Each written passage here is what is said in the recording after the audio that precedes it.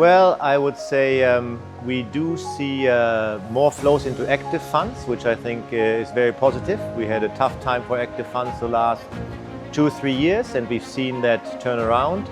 You see a lot of interest again also in certain sector funds like technology, where you now have less of a dominance of the Max 7. You really see active managers be able to add value there. Similar on European equities. Then we also still see a trend towards inflows into evergreen structures on the private market side. Then we also see more demand now for emerging market equities and fixed income, even local currency in EM, which we didn't have for a long time. I think the last 15 years I never had demand for local currency. Now we have that coming up again. So we're really positive on the developments there.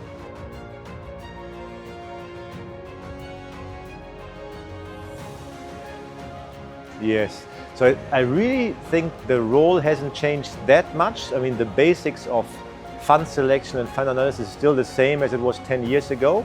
You probably have a little bit more data to access, and there's more ease of use to use the data, especially also with certain AI tools.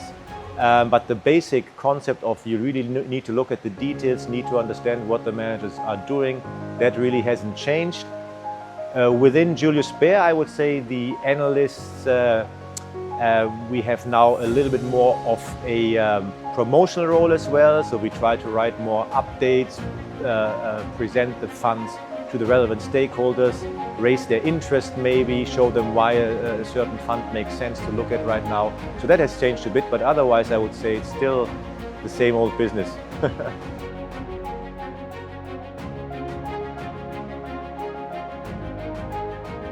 Well, it's always hard to see. Usually if you look at advisory clients or even relationship managers, they tend to look at what worked well and then they want to buy that. So as I said, technology, we see a lot of interest. Also with the SpaceX IPO, obviously, people ask about those type of funds who give you exposure there, but that's hard to get.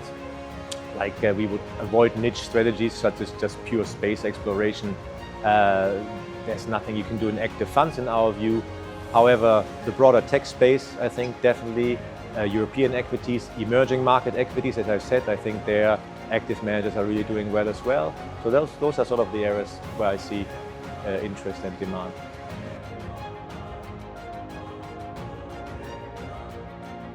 Yeah, to me it's very valuable on the one hand to network with colleagues and people who do the same thing but maybe in different locations.